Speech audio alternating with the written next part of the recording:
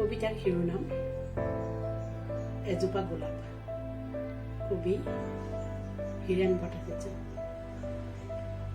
এন্ধাৰে এন্ধাৰে এটি জোনাকী উৰি আহি মোৰ বুকুত শুলে।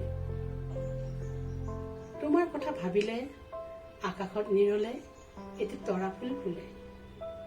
মোৰ বুকুত এজোপা গোলাপ কোনে ৰুলে?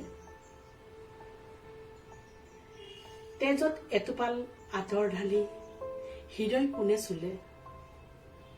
তোমাৰ কথা ভাবিলে অকলে অকলে তৰাই তৰাই কথা পাতে।